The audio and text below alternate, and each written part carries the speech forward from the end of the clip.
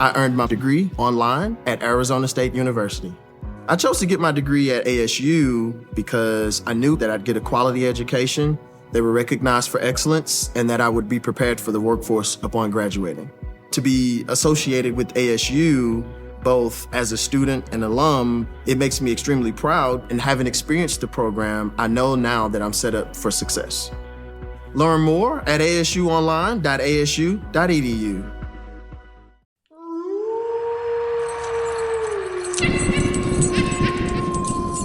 Grave Tone. Welcome to Grave Tone Podcast, where horror comes to life in every form it takes. I'm Megan. I'm Arthur. And we got to go to an early screening of Frankenstein, and it was so exciting. Megan's super excited. She was really excited to see this movie to begin with. Yes. And we got to see it a week earlier, I guess? Yeah, like before it gets... So it's it's produced by Netflix, so it's getting a limited theatrical release, apparently as of October 17th for a few weeks, and then it's going to be dropping on Netflix. I can't remember what date in November, but it's dropping on Netflix in November as its wide release. Okay, essentially. yeah, makes sense. Yeah, it's getting a lot of buzz. It is very, very good. Getting a lot of really good reviews as well. Right now, it's sitting at a 7.3 on IMDb, 80% Rotten Tomatoes, 3.6 on Letterboxd. It's good, you know. And that's 81% of the tomato meter. So. Not even the popcorn. Oh, not even that. Yeah, because that hasn't been released yet. Right? Yeah, exactly. So okay. Yeah. Okay. So I just double checked. It will be dropping on Netflix globally November 6th. Ah, there we go. Yeah. November 6th. Yeah. But we already saw it. So. Okay. Yeah. So So this all started because I was looking to see if I could figure out if there would be a theater in our area that would have it playing during its limited theatrical release, and. My friend, shout out Shireen, came through when she sent me over information about a film festival that's happening near our place right now. And so we were able to, I saw, anyway, because the film premiered at TIFF in September. Of course.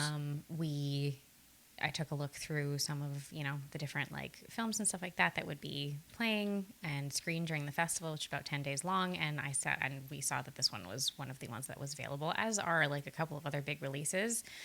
We're also going to go check out the new Knives Out. That's next week. Again, way ahead of time, which is great. I'm really looking forward to that. But, I was super, super pumped about this. It's just been one of those that, this was one of my most anticipated films of this year. Wow. In general, across the board, regardless of the genre, simply because I'm a really big Guillermo del Toro fan. I mean, yeah. And so... He doesn't make bad movies, this guy. No. Older stuff, newer stuff, it doesn't matter. Even if you don't like Blade 2, you're still kind of interested in some of the vampire stuff that happens in that movie. Even if you don't love that second Hellboy, you're still it's okay. I can find some merit in it. And I think that... we're fortunate, I guess. Oh, God, stop looking at me like that. I'm trying to think of how to put this into words. And I was thinking about this literally while we were watching the movie. I feel like we're really fortunate to exist in a place where a filmmaker like Guillermo del Toro exists, who is somebody who is able to find beauty in the grotesque aspects of life and humanity, nice way of putting it, and make them beautiful and make you feel something about them. Yeah. Well, very nicely put. Yeah. No. Anyway, so this is a weird one for us to kind of do because we'll do I guess vaguely quote unquote spoilers, but at the same time I don't think we're going to get into There's no spoilers in this. No, everyone knows the story. That's the thing, is that we're not going to get into major plot beats because most people are pretty aware of the through line of the story in general. So, yeah. So, I mean, look, we just finished it. I don't know what time it is. It's after midnight. It's after midnight, as usual. We're recording really late. Yep. What did you think about it? As first impressions, thoughts, feelings, everything. You're gesturing a lot.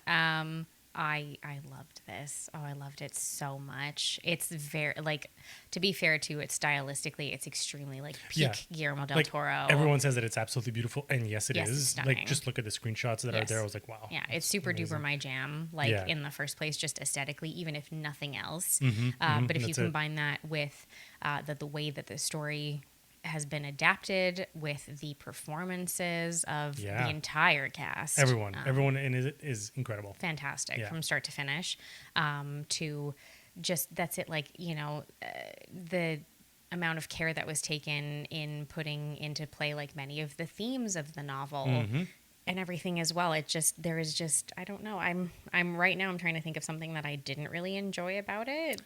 And don't get me wrong, it was long, but it did not bother me. It was like 2 hours and 30 It's a minutes. 2.5 hour And usually movie. Megan is like a god-long Fucking movies hell, yeah. can't deal with it. Yeah. No. I was not you bored. were okay I was with not it, bored. apparently. Yeah, I was that's not bored. One time I laughed at moments. I cried a little bit because it was just like very emotional and very beautiful to watch. So I don't think I have anything bad to say, honestly. Yeah, that makes sense. And I mean, look, you know why it's part of it is so beautiful and everything is that at least the main sets, which were the laboratory, the Yeah. Frankenstein, Yes. and the ship, those were fully constructed.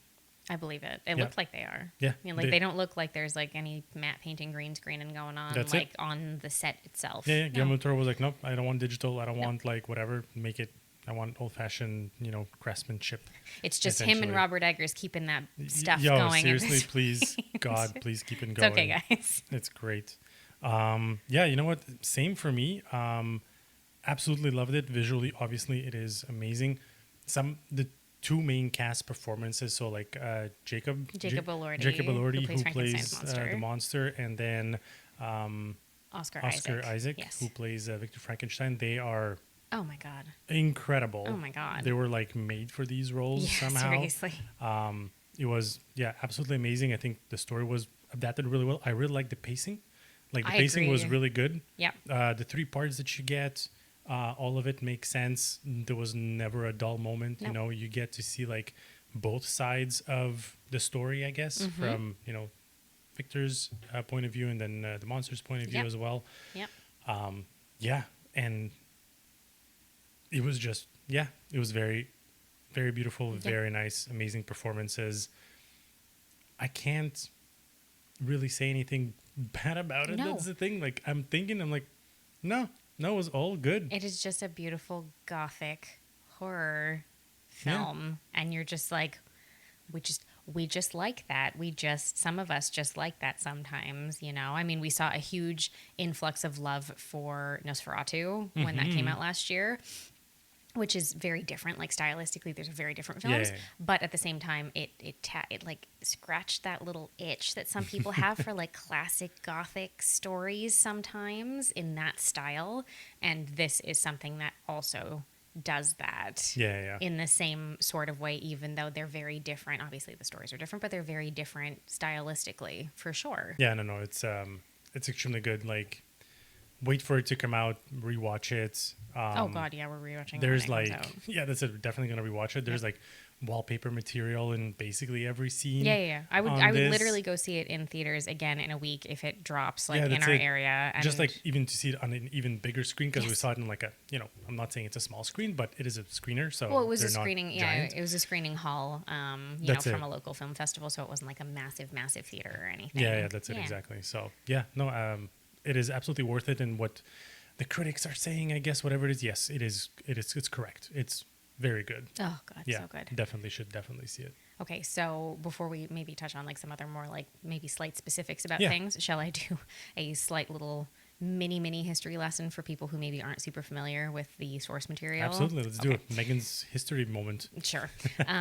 So, Frankenstein or the Modern Prometheus, which is the full title of the original novel, Oh, okay. which a lot of people do not realize, I did not was know that. originally published in 1818 in multiple parts, essentially, because Right, it was very 'cause- common at the time to publish in exactly. like serials, essentially, by Mary Shelley, who That's a cool name. Yeah, I know, it's Damn. great. Wollstonecraft, yeah, I know, that's very it. cool. I know. So, who was a very famous English writer. Obviously, Frankenstein is her most famous piece of work. However, she wrote for most of her life and continued to do so until she passed away at the age of 53 from a brain tumor. Oh, damn.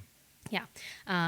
She, so famously, the concept of this story came about when in 1816, Mary had been traveling with her husband, Percy Bysshe Shelley, who is a very well-known romantic poet from that time period as well, along with some friends of theirs, including just casually Lord Byron, who they were friends with because they were contemporaries, obviously. Sure. And John Polidori, who was a physician as well as a writer, and they decided to have a bit of a competition, I suppose, to determine who could come up with the best horror or scary story. On a weekend. Yeah, well, I don't know if it was over a weekend specifically, Oh, but okay, anyway, okay. it was over a short period of time That's in which what I they were heard. traveling. That's what I heard. Yeah, that's it. That's That's a sort couple of of days or something. exactly. That's it. And so this is where the original concept for Frankenstein came from. That's how Mary Shelley came up with it, because her original concept was essentially to do with a scientist who creates life, but then is horrified by the very thing that he has created. Right. That was Yes. her base idea for the story, and she kind of ran with that from that point. Also, fun fact, during that same trip, John Polidori would conceptualize his most famous story, The Vampire, which is largely considered to be one of the first modern vampire novels ever written. This was decades prior to Bram Stoker publishing Dracula, by the way, shit. which I believe it was published in 1821, if I'm not mistaken. Okay. And unfortunately, I believe John Polidori passed away very young, not long afterwards, at the age of 25, which Wow. is That's a lot. That's even basically young even back in those days. Very much, yeah. No, it definitely still would have been. Yeah. So anyway, yeah, that's just like an extra little fun fact. What a people don't productive always- weekend. God damn I these know. people. It's crazy, ridiculous. Anyway, yeah. So that was the base concept of the novel, and that was how she came up with everything in the first place. Wow. Yeah. That's really cool. I know. Damn. Okay, so the only thing that I will say, again, we're not going to get into too many major plot points because most people are like more or less aware, even if, I mean, you might not be totally aware of exactly what the actual plot beats of the novel are, but most people are vaguely aware of what the story is. I will say, as far as the overarching concept and many of the moments within the film, it's a pretty good adaptation in the sense that like it sticks close to its source material. Right, However, there right. are like a lot of bits that are different. I'm not going to get into which ones they are. Wait until you've seen the movie. Read the book. I don't the know. book. Watch a YouTube breakdown if you can't be bothered to read the book at the very least to give you an idea of things, and you'll get a kind of a clearer picture of it. Megan has solutions to everything. Well, just because I know some people are just going to Sparks Notes it or whatever, which is fine. Does that still exist? I'm sure it Wow. does. Probably all online, but yeah. Yeah, it's always online, but Remember when you used to be able to buy books? Like they had like little Nope. workbooks. Oh my nope, God, I don't yeah. know. That was always online. They used for to me. have them for every single Shakespeare play, like all of them. It was so funny. You used to be able to buy like little teeny tiny Sparks Notes things, and it would explain what the plot and everything was. Anyway, yeah. So whatever. If you can't be arsed with that, just that's it. Go watch like a breakdown of the novel and what it's about. But yeah, largely like the story itself is still the same. Scientist with massive ego and God complex decides Big to times. play the ultimate sort of act of God and literally circumvent death, and in doing so create something that he believes is horrific and an abomination essentially of his own creation. And so only almost in his own way is almost driven mad to a degree because of it. Well, I don't think he was driven mad specifically, but Yes and no, but you know what I mean? Like there's like an aspect of that kind Yeah, I of guess, thing. a Like little comes bit. to abhor the one thing that he created. yes, yeah, that's it. Yes. And he created, the monster, as they call it. Yes. Who, who was originally cast to play the monster. Oh, they had a different casting? They had a different casting, Okay. which, like, once you watch it and you think about those things, you're like, no, hell no. You're like, fuck no. No way. Yeah. Not that this would have been a bad casting, because it could have done. Anyways, who Who do you think? Like, just Oh God. who? I actually don't even. I don't know. Like I'm from what you're saying, I'm assuming it's a well-known enough name, but I have no Yeah, idea. of course. I don't know. Spider-Man. Tom Holland. The other Spider-Man. Andrew Garfield. Yeah. Oh, that would have been weird. Yeah, I know. I love Andrew Garfield. Yeah, he's very good. I think he's know. fantastic. But I don't like that. no. Actually, like he was supposed to do it, and it went as far as the makeup team spending like 9 months crafting Garfield's look as the monster. Oh, wow. But then it just didn't work out because of scheduling. Oh shit. And they only had like a few weeks to rework it for Jacob Elordi. Holy shit, that must have been hard. Yeah. So you know what? That's why when I started, when we first saw the monster and everything, I was like, who is that? You're like, who's that? Like in like the him? drawings and then the original, the first few times that you see the Yeah, the I was monster, like, yeah. I was not sure, and now you know what? It makes a lot more sense because as the movie went on, I was like, okay, yeah, that's Jacob Elordi. He has like a very specific, face and features and everything. Yes. But at the beginning, I was like, wow. You're like, who the fuck is that? So yeah. maybe that's why, because it was made for one person, and they try to adapt it. Maybe some of the early, they kept maybe some of Yeah, the early that's concepts it. for how the monster looks when he is originally animated versus how his look does differ and change slightly, like throughout the course of the film as he changes, like, like different aspects of him change ever so slightly. That's it. And Exactly. so I wonder if maybe that has something. Then they were able to start tailoring it to him specifically, but they had 'cause to that would stick to make more something like sense. kind of roughly like what they already had. Well, something right? to work with, because like putting on that makeup is insane. Because like putting on that makeup is wild. Yeah. And it took 10 hours Yeah, I know. to do the That's makeup. insane. So like apparently, so Jacob would come in at like 10 p.m. Oh God. in the trailer, basically do the full night, and then do the scenes the next day. Jesus. Yeah, Guillermo Toro was saying like, he was like, is this guy like a superhuman? Because he's Yeah, doing like 20-hour are you work okay? days basically. Yeah, Yeah, right, bud. It's insane. But apparently Jacob said he was like, he absolutely loved it. It's like the most he's ever felt at home and playing in character and shooting a movie. He like absolutely really liked it. So Well, you know which is what? very interesting. Good for He him. fucking killed it. Yeah. So Yeah, he killed it. I mean, I'm already like, it's so interesting that apparently Andrew Garfield was going to play this character. I know, it's also strange. because I mean, I think because we've just seen it too, like it's difficult to immediately imagine someone else playing the character. That's it, right? Like it's hard to do, hard to do yeah. that.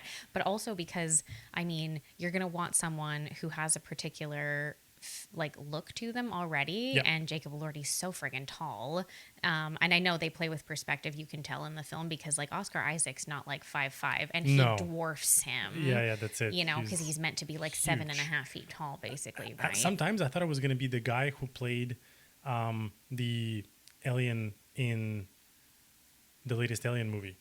That basketball player who's like 7 feet Oh, the tall. Predator. And Prey is what you're thinking of, right? Nope. The really tall guy? No, Who's the Alien movie. The last one we saw. Oh, Romulus? Yeah. Oh. Yeah, there's like a 7 feet tall basketball All player. I can think of is the and- big guy from Prey who played the Predator. Yeah, I know, and also that. was also insanely Yeah, tall. that's it. Yeah. Yeah. Apparently, you know what? To no surprise, Doug Jones was considered for it. Oh, what a surprise. He was attached in the movie in the late 90s to the 2000s. Oh, right, yeah. He was obviously attached to it because, Sure. they've done so many movies together, him and I know, yeah. They're Guillermo like del best Toro, friends. that- It's yeah, great. exactly. So, not surprised. And I mean, like, but that's also fine. That wasn't it. We I know, can put it Doug would've been. Jones in anything, and Yeah. I'll be happy to see him. That's So, it. all good. I don't mind. Exactly. And, I feel like it's between, like, him and Javier Botet, who just, like, creature actors in general. They just, like, those two are just, like, walking between sets like, hey, man, how's it going? It's just, Yeah. like, one who's American and one who's Spanish. That's it. Yeah, That's the yeah. difference. And funny enough, as like one last, I guess, tidbit of Sure. fun fact is that for the role of Victor, literally the only person he was considering Yes. to cast was Oscar Isaac. Really? Yeah, that's it. He did not have a backup. Wow. He was like, no, this guy. He do was it. like, nah, but no. Yeah, that's it. Just Nobody this else. dude. I wonder if it We'll was make it because work. I wonder if it's because he was like, I need someone who can play like an egomaniacal scientist, and then he watched Ex Machina, and he was like, that fucking guy. Yeah, maybe. That guy. Yeah, maybe. And it's funny that you mentioned this because apparently Guillermo del Toro wanted Victor's character to Yeah. be played less as a scientist and Yeah. more as a rock star. He does have a bit of that vibe, Right? Yes, Yeah. because he is, of course, obviously, like the scientific principle is there. Yes, of yes, course yes, it yes, is. of course. However, the the way that the character is portrayed and the way that he does play the character does have a little bit of a feel like that to it, where he believes that he is basically a rock star in the world of like the scientific community itself. Like that's the way that he carries himself and everything. Exactly. Wait, oh my God. I'm going to have to cut that a little bit because the cat was trying to eat our box where we keep our things. Put all of our recording equipment. Oh, it's so late. Jesus. Okay. I know. I don't remember what we were talking about. We were talking about Oscar Isaac as this yes. character. He's a rock star. But he does do that incredibly well. So good. And one just random note on him that everybody will understand when they watch the movie. His costume designer fucking loved him. He looks so good. Oh, yeah. That hat, I was just like, oh, you need to wear that hat forever now. It looked great. It looked so good. And to be fair too, like the entire cast, honestly, Mia Goth plays Elizabeth's character, who is a character from the novel, of course. She's really good. She's always good. I mean, she's fantastic. Everybody, I know, like, who am I talking to? I'm talking to people who have seen like the whole like X trilogy and everything. Like we know, but she's fantastic. Like almost understated to a degree, but like so sort of calm and self-aware in her portrayal of this character in a way that really it fits so incredibly well with the whole vibe of the film, which is so good. Christoph Waltz, who always does exactly what he does when he's on screen, and is just he always is top-notch, man. He always is so unaffected and so bored about everything, and I kind of love it until he gets like really intense in a moment here or there. He's always just kind of like, oh, well, whatever. And you're like, yeah, okay, sure. Yeah, seriously, like every character was extremely believable. Very good. Relatable, I really like liked it's... the ship's captain as well. Yeah. He wasn't there too much, but no, yeah. But I really liked him. I don't know, everybody killed it. Everybody was great. Yeah, no, seriously, very good. Everybody was fantastic. I was reading, I think I came across just randomly, it might have been like a thread or something from Rachel Harrison, who's an author and a horror author who I love her stuff. Right. And she had, I think, put out like a little thread like a while ago who was just like, like the real horror girls are the ones who are going to find Jacob Elordi hotter as Frankenstein's monster than as Heathcliff when Wuthering Heights comes out next year. And I was like, yeah. And you're in love with him. There's no way not to be. Affected by the character. Yeah, that's it. Like his portrayal of the monster, I never found it like repulsive or bad. Never. Never, obviously never. There's like violence and stuff, which obviously. Yeah. But like I wasn't ever like, oh my God. No. What a terrible. And all the violence, all this stuff like that. It's Guillermo del Toro just does this. It's beautiful. You're just kind of like, yeah. Oh, look, viscera. Yeah, it's that's fine. It. Yeah, but like a lot of times where it did happen, it was either to protect someone or to get because people were attacking him. You know what I mean? They're just gonna stand there. That is what it is, right? This character is attacked and vilified simply for existing as who he is and what they really he is. say it in the movie, like almost to the word. Like that he exists and people will just hate him because of his existence. Yes, exactly. Absolutely. That's it. Yeah. No, like seriously, you can really see this in the movie. So this story is Guillermo del Toro's favorite story ever. I'm not surprised. And you can see it, like the passion really went because in there. Guillermo del Toro, like, and we've seen this previously. We have seen it with Hellboy, obviously with The Shape of Water. Yeah. All of these things is that his takeaways from these types of stories with monsters back in the day I wish that the monster got the girl. I wish that the monster was the hero of the story. And now it's so wonderful because he's been given this opportunity to do this, like to make that happen, and make the monster the hero or make you sympathetic to their situation, or in the case of something like The Shape of Water, he watched The Creature from the Black Lagoon and was like, I wish that the creature and the girl could have fallen in love with each other, and we got to see that happen. Yeah, well, actually, it's really funny you say this because I was reading about this, and the whole Universal Monsters thing, the Dark Universe thing, right? So like this movie was supposed to be part of it, right? Right.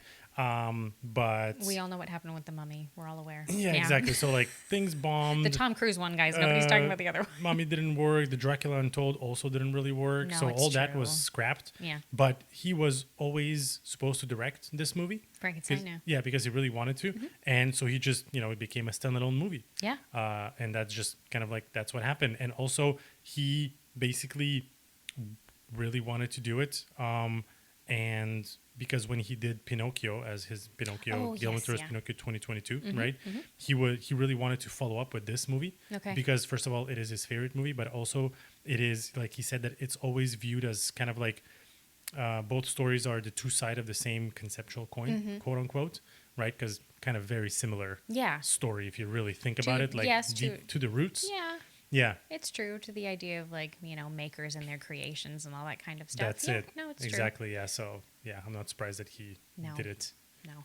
I'm so happy that he was able to do it because I think we're all going to be better for it because this is such a good Frankenstein adaptation. I know we've gotten others in the past. No, James Whale's will always go down in history as one of the most famous ones, and for good reason. It's legitimately still a good film in spite of the fact that it came out in 1931. It holds up. It created the conceptualization of the physical look of the monster character.